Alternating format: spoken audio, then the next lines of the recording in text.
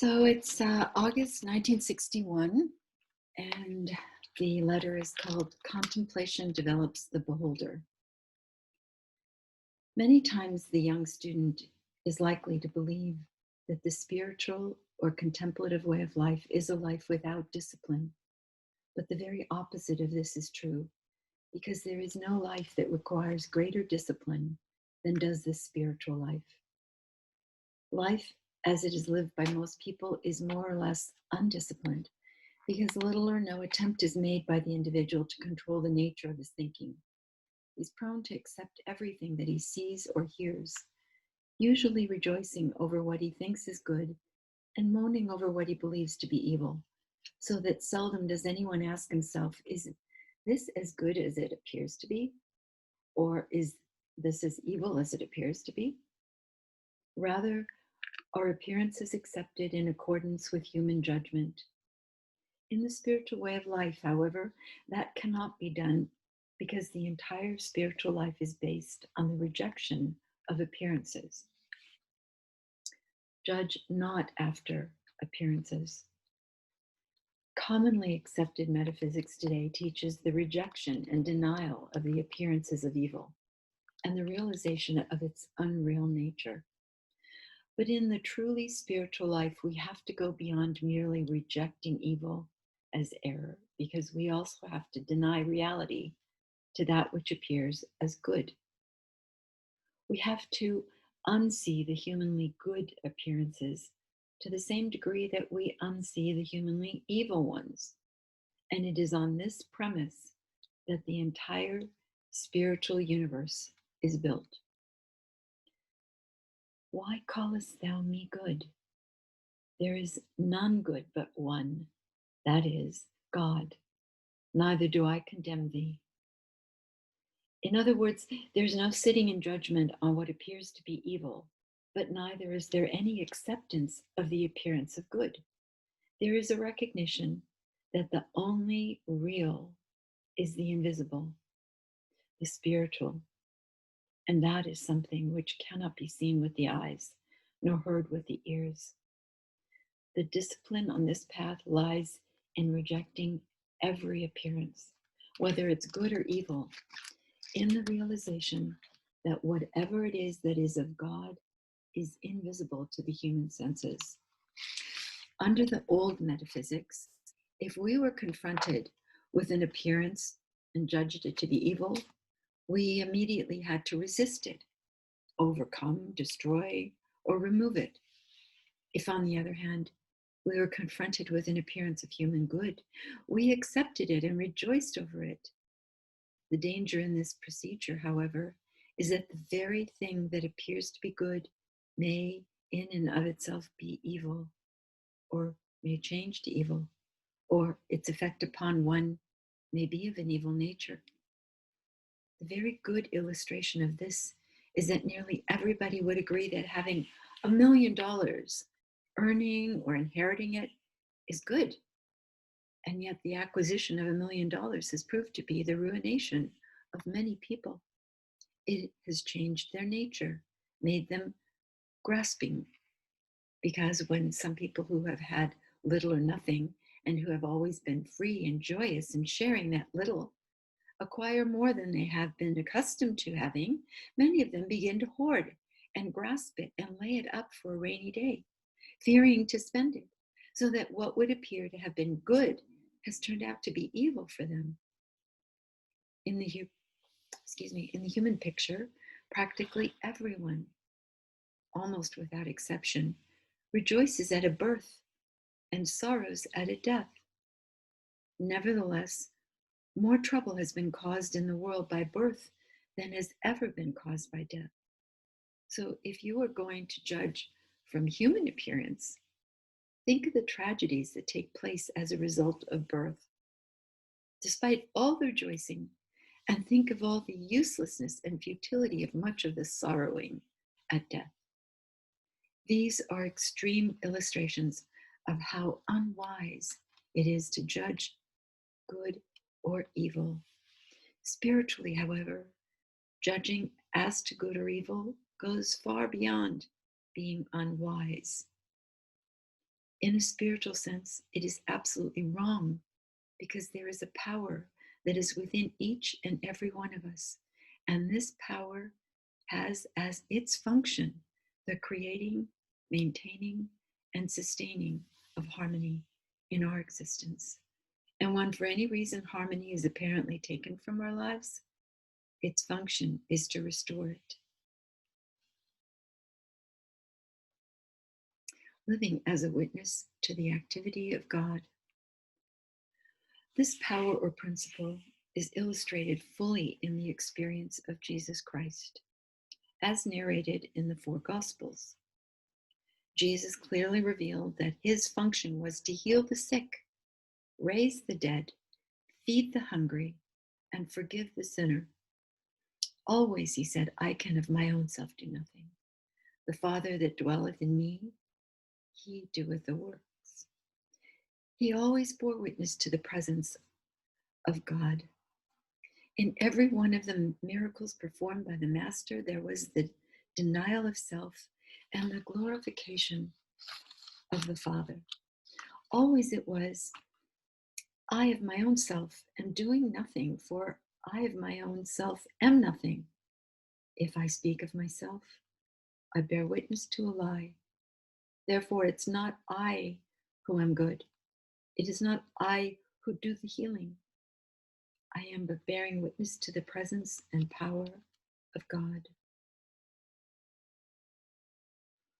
How can we bear witness to this power except by being still? If we do otherwise, we can no longer say that we are doing nothing or that we are nothing. We have become something the moment we do something. Therefore, when we are confronted with appearances, whether the appearance is called good or evil, we are being confronted with the human appearance. And if we would bear witness to the presence of God, we must do nothing, we must think nothing, and we must have no judgment. I am sure that you will not confuse this with the ignoring of our life's work, nor as a lazy do-nothing attitude. But you will understand this to be a disciplined withholding of judging as to good or evil and an attitude of expectancy, as if listening within.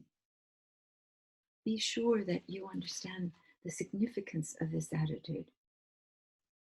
In order to make ourselves nothing, we must immediately realize within ourselves there is neither good nor evil.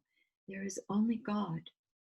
And then as we look out at the erroneous appearance with no judgment, there truly is neither good nor evil.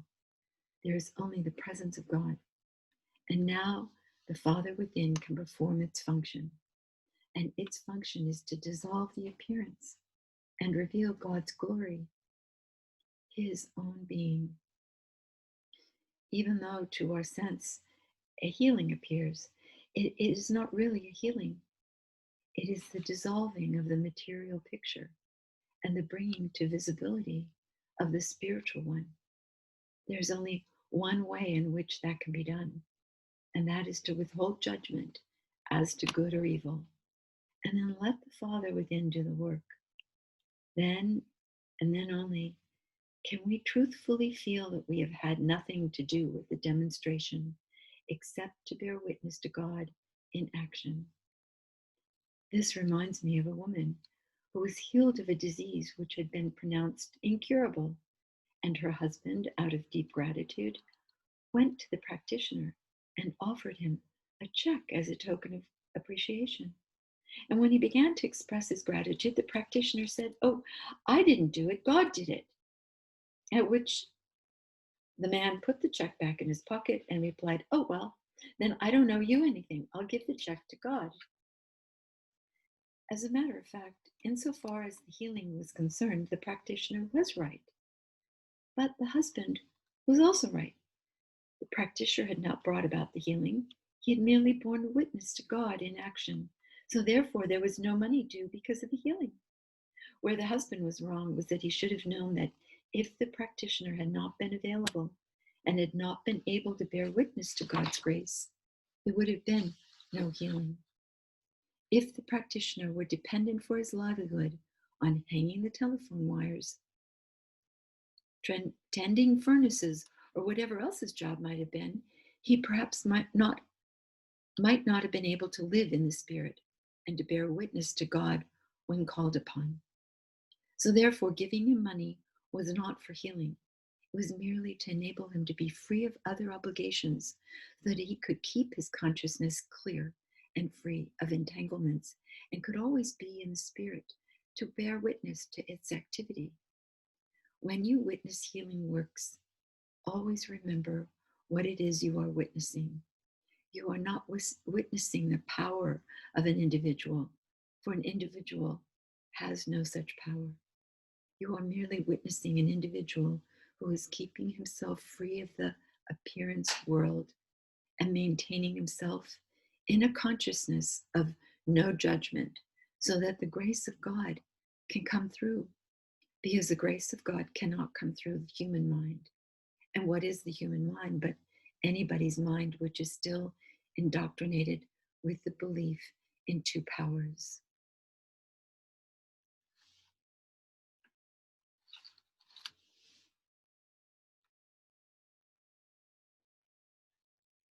Regardless of how much knowledge of truth a person may have, no matter how many years he may have studied truth, he may still have no healing power.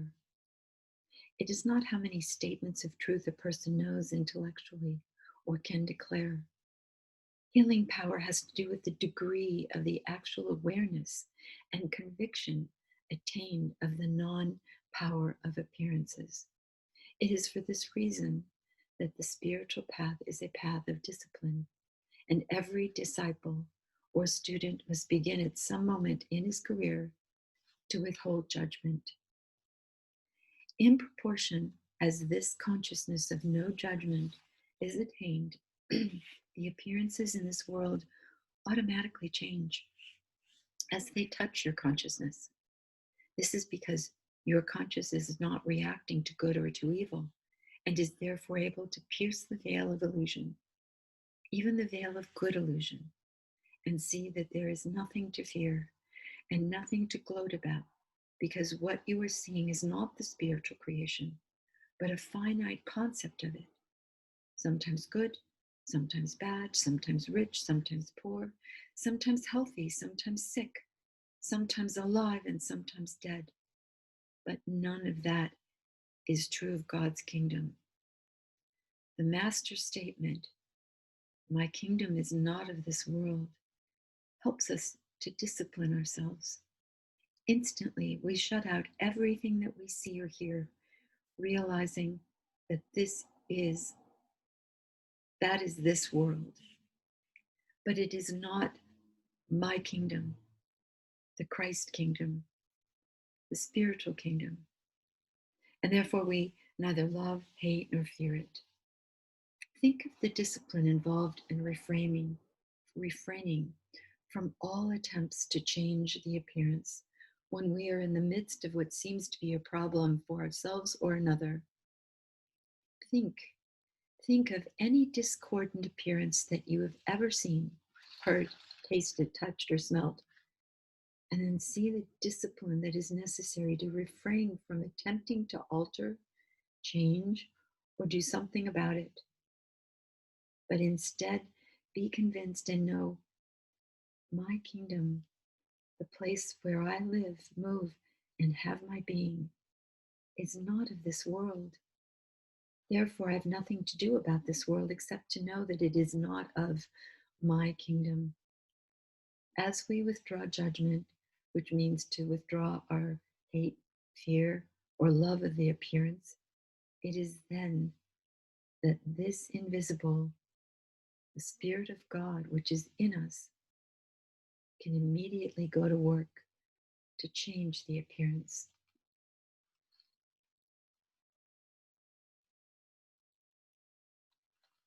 So important. Let me read that again. As we withdraw judgment, which means to withdraw our hate, our fear, or love of the appearance, it is then that this invisible, the Spirit of God, which is in us, can immediately go to work to change the appearance.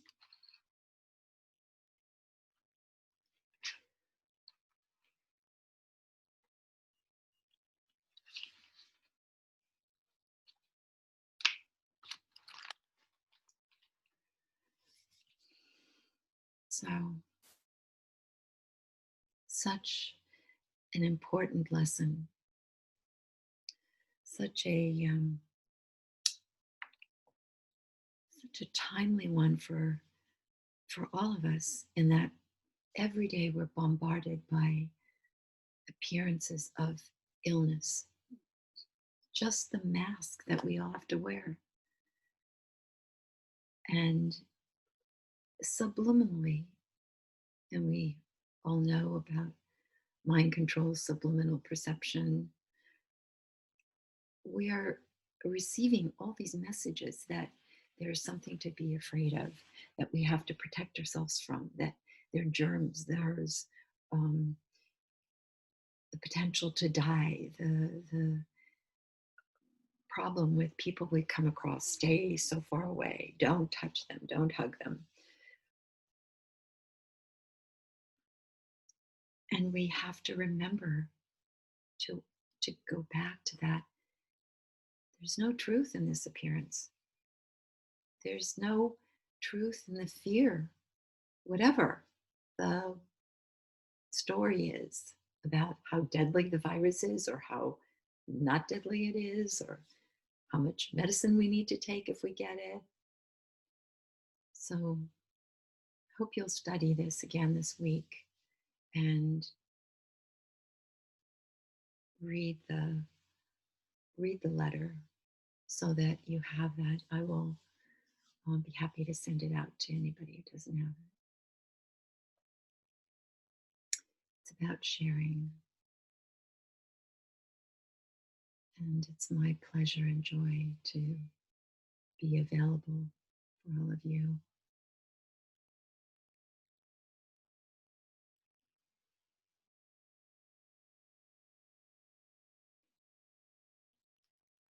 And as we remember to do this discipline of recognizing and seeing through the appearances, we're given this picture of duality, whatever it is, the opposites that we've talked about so many times before.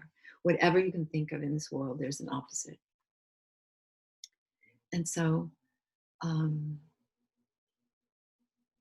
as we look at these appearances and we remember that God is right there on the scene, omnipotent, omniscient, omnipresent, and omnibenevolent. So God is always there. God is all knowing, ever present, loving, and all powerful. And not somewhere out there, but in us, with us. As Joel says, closer than breathing, nearer than hands and feet.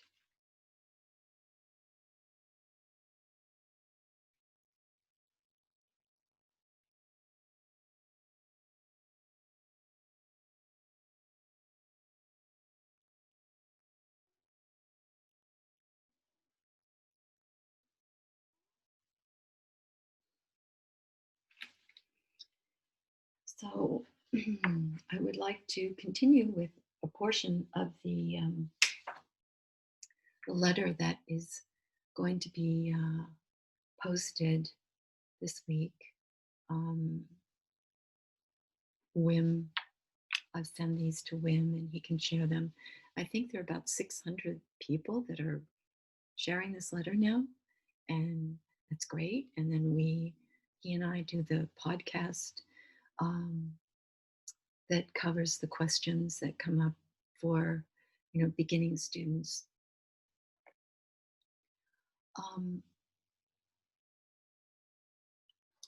As we practice this discipline of the understanding and seeing between two worlds. This letter, the lesson in this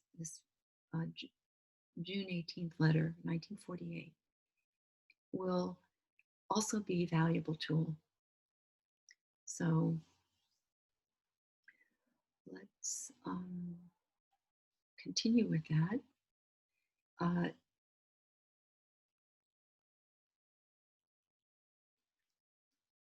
I'm going to skip to the second part of this, and I'm also, I'll send this to you as well, so you can read the whole thing and study it. Tell no man what things ye have seen and heard. Do not explain or tell of your freedom from this world. So that means that as you're doing the practice of seeing between good and evil, don't voice it. Don't tell people. They're not going to believe you. They won't understand. They'll think you're odd. And if you would like to talk about it, the people here in this class or other students of Joel, that's fine. But the world isn't going to get it. Even your family might not get it. So be careful. Again, tell no man what things ye have seen and heard. Do not explain or tell of your freedom from this world. Move in and out among men as a blessing, as a benediction, as the light of the world. Let this life and mind be in you, which was in Christ Jesus, and be receptive, expectant, be alert to receive inner guidance and direction and support. Keep attuned to your world within, yet fulfill all your duties without. Fulfill all your obligations without, but keep alert within. There are those of you who have been called to God's work. It will be given to you what to do and when. I have put my spirit upon you. This spirit will be seen and felt by men. It will not be you, but the spirit they will discern. Though they will think it is you, my spirit will work for you and with you and through you and as you. It will work to accomplish my purpose. You will be my presence on earth. I will not leave you or forsake you. In any appearance, I will still be with you. Fear nothing of this world. My guiding spirit is ever with you. Of Lao Tse, it said that when he was 1,200 years old, he grew weary because the world could not accept their freedom from the grind of mortal living. And he left the city to go out into the wilds of China, and he was never seen again. Before going through the gate of the city, the gatekeeper, suspecting his purpose, asked him to write his teaching, which he did in just a short message. Of Buddha, it is said that he taught his disciples, but found they could not quite realize the import of the message. And one day he sent for them, bade them farewell, and left this plane. Jesus said, "Could ye not watch with me 1 hour? And also, if I go not away, the Comforter, the Spirit of truth, will not come to you." Meaning, even the disciples had not grasped the import of his message. And now, the message is repeated on earth to you. Will you also sleep? Lovingly, Joel Goldsmith.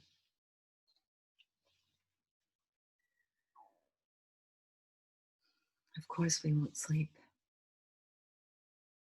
Of course, we will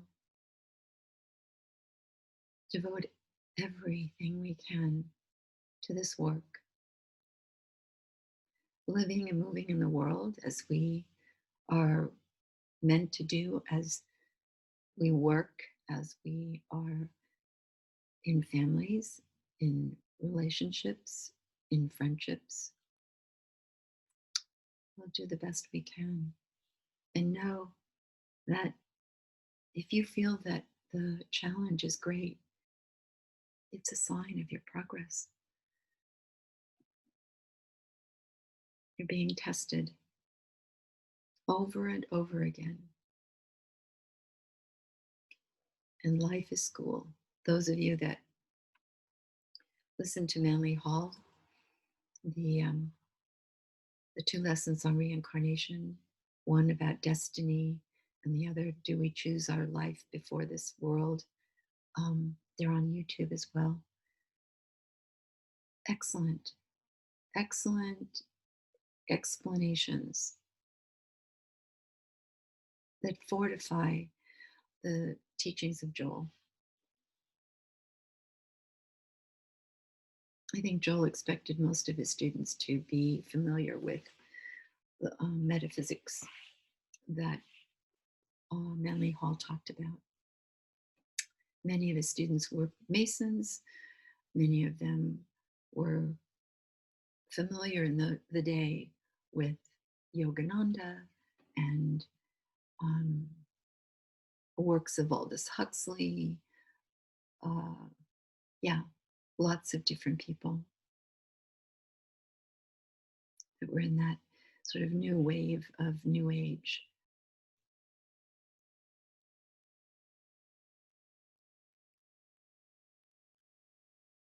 And so, one of the things that is so important for us to practice with the lessons that we have today, the discipline, the awareness of God within, the awareness of God's presence.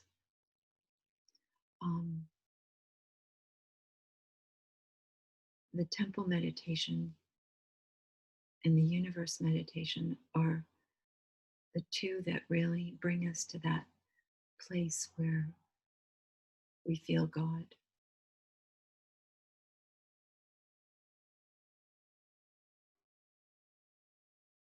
And so let us do the temple meditation again.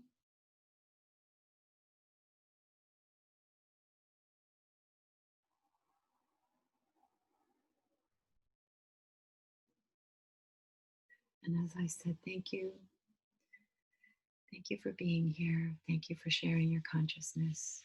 And you are invited to remain as long as you like in this meditation as we close the meeting this morning. So please relax now in your chair, get comfortable.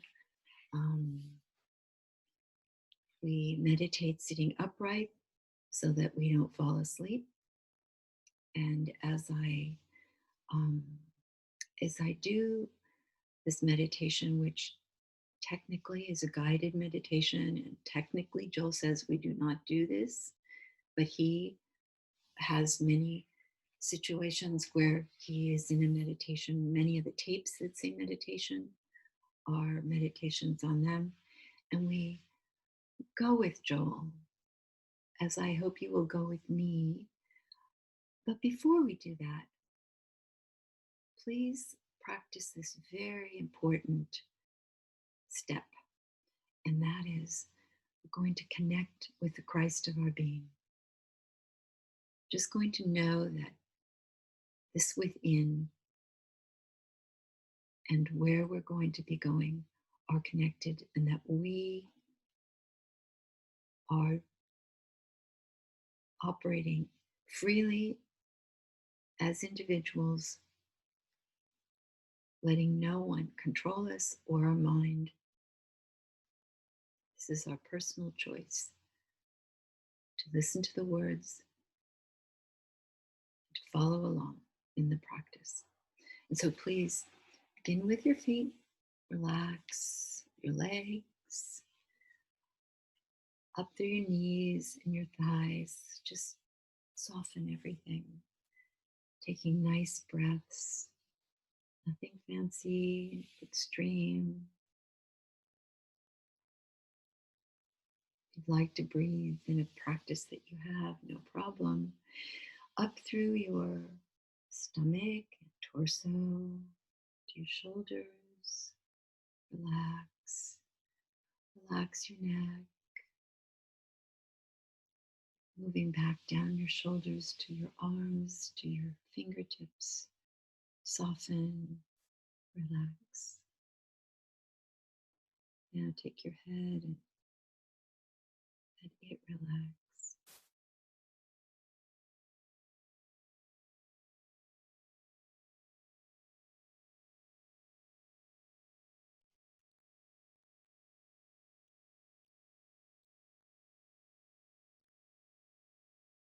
Lovely.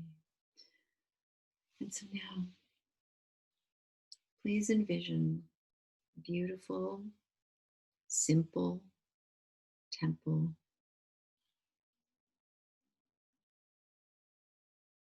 steps leading up to a big door.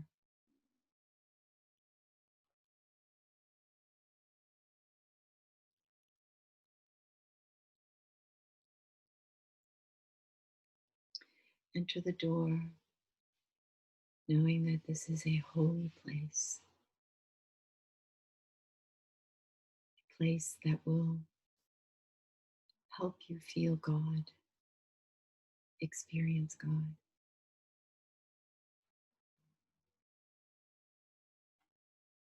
Not a God without, but a God within, in you, this moment, as always.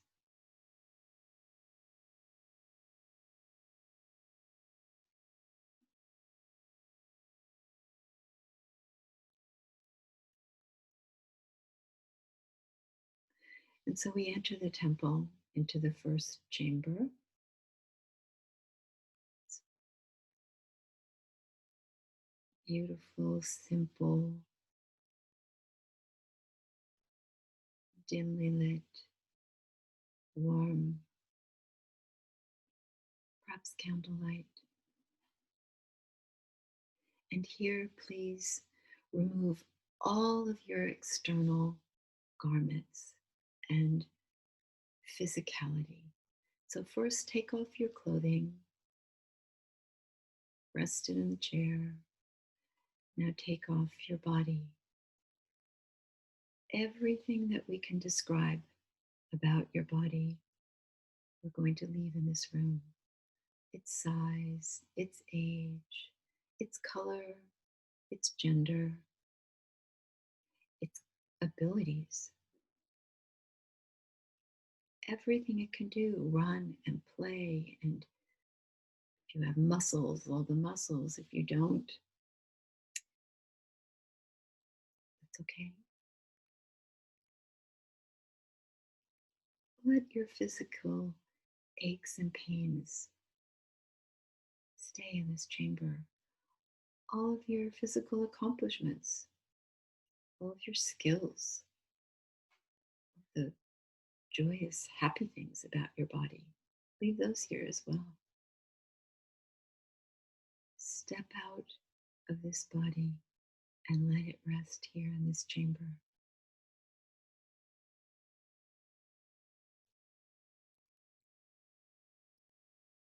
And now move to the second chamber, equally beautiful,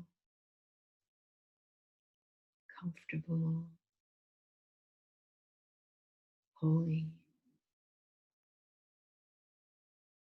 Here you will let all of your mental abilities, all of your thoughts and worries, all of your accomplishments and intelligence, your awards,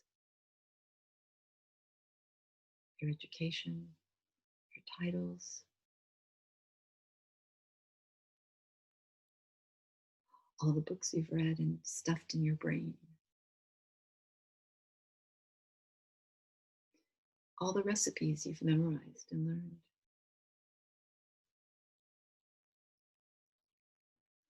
all the gardening techniques, all the mechanical things you can do,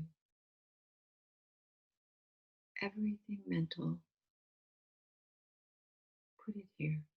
Your worries, your concerns, your loves, your joys,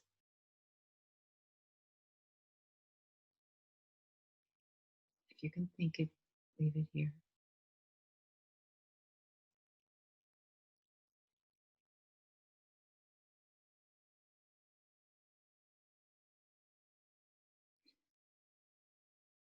And now take what's left. Take that real you and move into the next chamber. Huge, beautiful pool of warm, glistening water.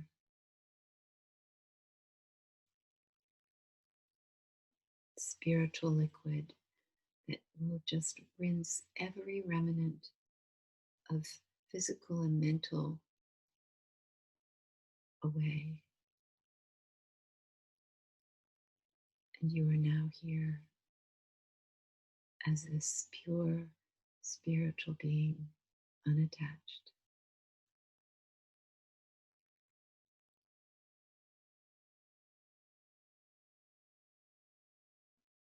Now you can rest.